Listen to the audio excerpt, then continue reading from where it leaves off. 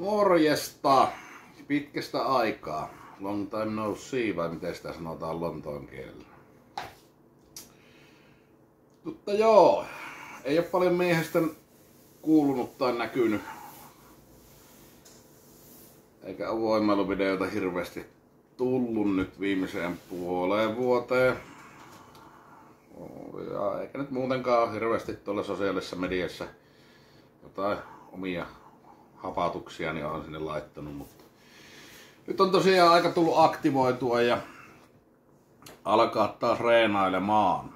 Ja aika moni nyt varmaan tietääkin tämän syyn, miksi mä olen puoleen vuoteen käynyt kun 6 reeniä tekemässä ja niistäkin viimeinen on 2 päivää sitten. Että, se oli silloin syyspuolella, kun sinne Arnoldeihin oltiin lähdössä ja rapsahti sitten tuo rintalihas tuolta rintalastasta irti ja siinähän kaatui sitten ne arskahaaveet ja vituutus oli aika maksimaalinen ja no ei mitään, matkat oli maksettu ja näin, niin lähdettiin sitten lomalle sinne ja niin siinä itse asiassa ennen sitä reissun lähtöä muutama päivä, niin olisi ollut kyynärpääleikkaus, josta mä olin ollut jo viime vuoden alusta asti jonossa. Siellä ei mitään semmoista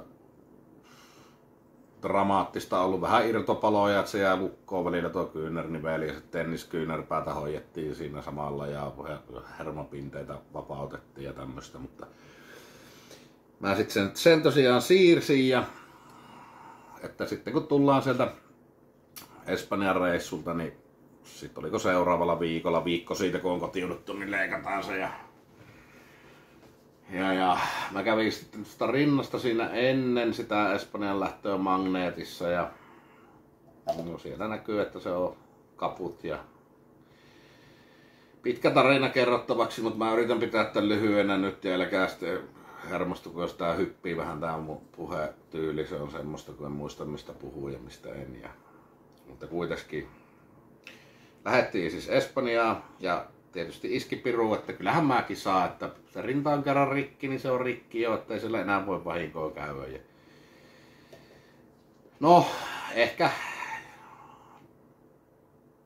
joku korkeampi voima astui peliin ja iski mulle semmoisen vatsatauin kisaa edeltävänä päivänä, että mä loppuviikon makasin sängyssä ja juoksin vaan vessaan ja sängyn väliä.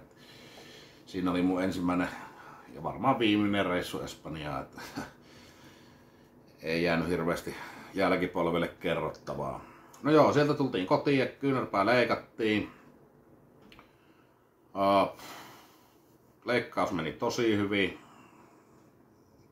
Kirurgi sanoi, että kun pääset kotiin, niin voit heittää kantositeen pois ja alat käyttää niin kuin normaalisti sitä. Et tietenkään nyt ei heti samana päivänä kannata salille mennä repiin 300 maasta, mutta niin se oli semmonen 4 viikon huikonen oikeastaan. Tikit kun otettiin pois, niin mä reenasin jo ihan normaalisti ja joskus siinä viikko siis mennyt. Ja siinä tuli yritettyä parin kertaa vetää sitä 300, mutta rinta oli eri mieltä sitten kuitenkin vielä siinä vaiheessa. Ja no ei mitään, mä siinä vähän rupesin niinku innostuun taas, että nyt vuoden alusta sitten ruvetaan myskää, että otetaan se loppuvuosi siinä rauhallisesti ja sitten pistetään ryki päälle ja mennään vanhaan malliin heti tammikuun alusta lähtien. Tammikuussa kerkesi vissiin kerran vai 2 käydä reenillä ja sitten soi puheli yksi torstai kun olin töissä, että seuraavalta maanantailta on peruuntunut 2 leikkuuaikaa. Ja he tekee nyt poikkeuksen, kun olet kilpaurheilija, mikä tuntuu jotenkin omituiselta edelleen omassa suussa, niin pääset jonojen ohi siihen peruutuspaikalle, jos otat sen vaan vastaan. Nyt mä kyllä pikkusen hyppäsin. Mutta joo, kuitenkin. Ja siis leikkauksen syyhän oli se, että silloin kun tuo rinta meni, niin mä jo sanoin niin sitten ekojen magneettikuvien aikaa, että olkapäässä ei ole nyt kaikki kunnossa. Että se on tosi kipeä ja hauis kaataa tuolta yläpäästä kainaloon. No ne sanoo, että se johtuu vaan siitä rinnasta, että odotellaan ja jos ei se kuukauden päästä ole parempi, niin katsotaan sitten mitä tehdään. Ja no sitten ne määräs magneettiin mut ja sieltähän selvisi sitten olkapäästä, että siellä on kiertäjä, vähän etukiertäjä rikki ja olkanivel on vähän rustot on lähtenyt seuraavaan maakuntaan ja hauis on tosiaan käytännössä irti, että se oli vain enää osittain kiinni yläpäästä ja no se vähän tietysti löi mieto lattia, mutta jouttiin leikkausjonoon sinne siis ja sanovat, että kesä-heinäkuussa ehkä mahdollista, että se leikataan ja mä et, no voi vitsi, että se kausi meni siihen. Mutta ajattelin kuitenkin, että sitten reenataan täysin, että jos se irtoaa se hauis sieltä kokonaan, niin se irtoaa ja that's it. Korjataan sitten isompi leikkaus, kun jos niin käy tai mitä nyt tapahtuukaan. No, leikkauspuhelu tuli. Otin sen vastaan siis, kun ajattelin, että jos se menee sinne kesällä, niin koko kauspilalla. Ja se oli ehkä yksi parhaita päätöksiä, mitä on tehnyt. Moni varoitteli mua silloin, että älä anna leikata olkapäätä, että se ei tule toimia enää ikinä kunnolla ja näin poispäin. Mutta riskin otin ja se riski kannatti. Tässä on nyt 7 vai 8 viikkoa sitten leikattiin, täällä on ventit ja olkapäätä hyystettiin. Nyt on jo liikeradat ihan täydet ja käsi menee suoraksi ja kaikki on hyvin. Vähän se kyynärpää oikeastaan enemmän kipeä kuin mikään muu. Että tänne tulee välillä tänne niinku, ihan tänne ylös. Solisluun paikkeille tulee kipua, mikä on vähän omituinen, mutta ehkä se johtuu, että siitä on vielä jotain pientä kireyttä ja muuta on tuolla olemassa.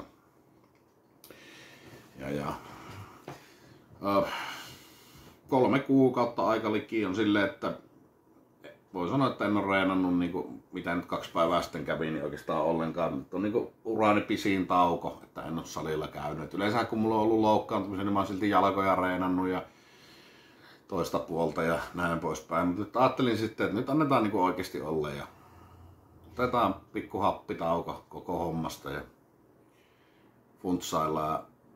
Ja sitä funtsailua on tehty, eli tää on ollut ihan ehdottomasti niin yksi vaikeimmista loukkaantumisrysistä, mitä on ollut niin henkisesti. Eli mä oon miettinyt vaihtoehtoja, että jatkanko mä enää ja kaikenlaista. Mutta onneksi moni kokenut kilpailija ja hyvä ystävä on laittanut viestiä, että älä lopeta loukkaantumiseen, että siitä jää paskamakuvaa ja niin siitä olisi varmasti jäänytkin sitten. Ja no sit mä päätin tossa, että kyllä tää niinku, kyllä me nyt ainakin vielä vuosi mennään, että mennään vuosi kerrallaan ja katsotaan tai kuukausi kerrallaan ja katsotaan mihinkä tässä mennään, että kesäkuussa olisi jo ensimmäiset MM-kisat Kalajoella, katsotaan kisajärjestäjälle sanoa, että 1,5 kuukautta, niin mä ilmoitan, että tuunko töihin vai tuunko kisaamaan. Että on ollut tosi vaikeaa tuo salille lähtö. Nyt 2 päivää sitten lauantaina tosiaan, niin ajattelin, että nyt mä lähden Pieksämäkeen ja kokeilemaan vähän. Aina liikettä antaa kädelle ja näin poispäin. Mulla oli tosi huono fiilis koko matka. Mä laitoin vaimollekin viestiä kotiin, että mä tajan kääntyä takaisin, että mä haluan mennä. Että jännitti vaan niin paljon, että kuinka alas on niinku voimat tullut ja näin poispäin. Mutta ne on niitä mentaalipuolen juttuja, niistä mä en sen enempää vihtin jauhaa tässä.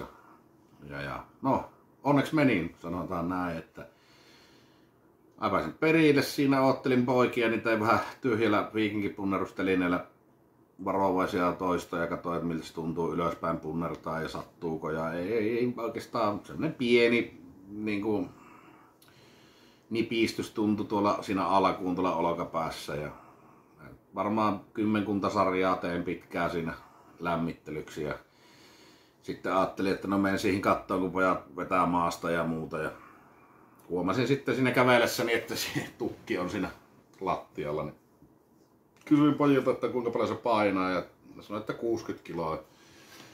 Se on kyllä aika raju, että saankohan mä sitä enää edes niinku rinnalle. Ja lähdin sitten kokeilemaan tosi varovasti mahaan, katsotaan sen tuohon rinnalle, että ei yhtään rasitu käät. Ja se tuntui hyvältä. Ainut vaan, että kun se tukki on tuossa olkapäällä, niin se painaa tonne vähän se, varmaan niihin ankkureihin, millä ne jänteet sitten parsittiin kiinni, mutta no eihän se siihen sitten jäänyt. Kaikki yllättyneet nostaa käy ylös nyt. Ei näy hirveästi käsiin, mutta joo. Sitten kokeilin punnertaa sen 60, se meni hyvin, ei mitään. Sitten aina lyötiin vitska lisää ja aina pari toistoa rinnalta, että se ehkä se niitä se alaslasku siinä pelotti. Mutta siellä nyt onneksi oli pädit, mille pääsi puottamaan, niin ei sinänsä ollut mitään hätää. Siinä sitten tohinassa huomattiinkin yhtäkkiä, että siinä olikin jo 100 kiloa ja se punnersin vanhaan malliin, ihan kuin tyhjää olisi työntänyt. Että siinä vaiheessa niin semmoinen hyvä olon tunne valtas mieleen ja kropaan taas, että ei tämä nyt ihan niin kuin susipaskaksi on mennytkään tässä tämä homma. Että nyt mä tiedän, että mä tulen olemaan kesäkuussa aika hyvässä kunnossa, en varmaan huippukunnossa, mutta kunnossa kuitenkin. Että ja into alkaa nousee tässä pikkuhiljaa, mieliala nousee koko ajan ja tänään on lähdössä nyt tuohon omalle salille ensimmäistä kertaa sitten treenille. Itse asiassa tässä tunnin päästä, kun tätä videoa kuvaan. Niin lähden sinne vähän haistelemaan ja kahtelemaan ja suunnittelen nyt sit heti semmoisen järkevämmän aloitusohjelman, että en hinkkaa pelkkää tukkia ja maastavetoa, vaan teen jalkoja ja kaikkea muutakin mahdollista. Ja nyt pitää saada lihaspaine takaisin, että mun kroppa on aivan nollapaineella tällä hetkellä, että ei, selkäkivut on tullut takaisin. Eilen illalla viimeksi itkua mä väänsin tuossa sängyllä, kun semmoset hermosaryt on jaloissa. Ja se johtuu vaan siitä, että ne vanhat selkävammat nostaa päätään, kun lihakset häviää ja paineet häviää. Niin. Mutta tästä se lähtee. Enhän mä nyt perkele luovuttamaan ole tullut tänne, niin kyllä me katsotaan tää kortti loppuun, kun tää on aikanaan aloitettu. Ja mennään niin kuin sanoin tossa, niin kuukausi kerrallaan, vuosi kerrallaan. Mutta silti semmonen pieni kutina on, että olisiko tää viimeinen vuosi sitten niin kuin aktiivisesti kisailla. Tuskin tulee olemaan, vaikka nyt sanoisin mitään. Olen lopettanut jo niin monta kertaa tämän lajin mielessäni ja heittänyt kamppaat pitkin lepikoita ja hakenut takaisin tunnin päästä ja jatkanut.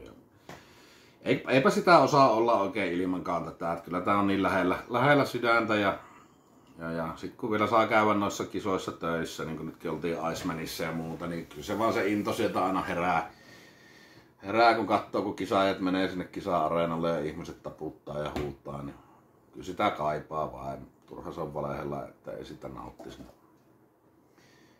Niin. Ja kyllä mä niin olen sitä mieltä, että jos siellä salilla sitä työtä tekee ja rehkii, niin ei siinä ole mitään niin noloa mennä sitä näyttämään kisoihin tai niin ja nauttia siitä, että ei ne taidemaalaritkaan niin maalaa tauluja ja pistä niitä varastoon piiloon eikä näytä kellekään. Vaan kyllä nekin pitää niitä näyttelyitä ja muuta. Että ja vaikka nyt ikää onkin jo yli 40, niin mieleltäänhän ei joku 15-vuotias, niin se ei vaan, kroppa jos ei kestä, niin se ei kestä ja sitten korjataan ja taas mennään.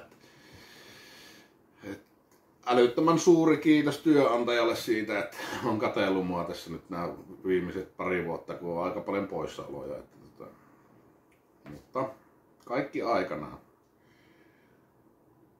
Vielä tulee aika, että tehdään niitä töitä ja syön makkaraa ja juon kaljaa viikonloput, niin kuin muutkin työläiset tekee. No ei nyt yleistetä, mutta nyt on vaan semmoinen sanonta, että mä tuolla työterveystarkastuksissa sanoin, että voin mä lopettaa tänne, että sitten mä menen maanantaina töihin ja ootan perjantaita, että pääsen kaljottelemaan ja sitten sunnuntaina vituttaa, joutuu taas lähteä maanantaina töihin ja näin poispäin. Mä ainakin aion elää ja kokea vielä mahdollisimman paljon. Koska on kerrankin tosiaan löytänyt jotain semmoista, mikä kiinnostaa ja missä on semmoinen keskinkertainen, että ja on vielä mahdollisuus kehittyäkin. En epäile sitä yhtään. Mutta. Eipä siinä. Tämä video oli tässä. Mä yritän ruveta kuvailemaan tuolla salilla aina silloin tällöin semmosia pätkiä tosta matkasta nyt kohti kesäkuussa kisattavaa Champions League alle, oliko 90 alle 105 ja alle 130 kilosta ja Mastersia MM-kisoja. Ja toivon, että siellä on tosi paljon tuttuja katsomassa ja nauttimassa siitä kisaviikonlopusta. Eli kisat on 3 päiväiset, jos nyt oikein ymmärsi. Perjantai, lauantai, sunnuntai. 2 päivää karsitaan ja sitten finaaliin meni muistaakseni 10 parasta per sarja. Voin puhua ihan puuta heinääkin tästä kisahommasta nyt, mutta Facebookista löytyy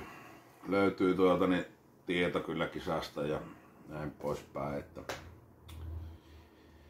ilolla ootan kesää. Nyt pitää vaan saada koppa kuntoon ja sit mulla on vielä yksi projekti tuolla tallilla. Työnimellä Punttipaku. Niin siihen joutaan tekemään pohjat uusiksi kaikki ja helmat ja laittamaan, että saadaan leimalle se, niin sinne mahtuu sitten levypainot ja tukit ja vehkeet kyytiin, niin voi olla vähän ympäri Suomea sitten ensi kesänä reenailemassa ja omat vehkeet mukana. Niin ja sitten me järjestetään Hankasalmella tulevana kesänä kisat.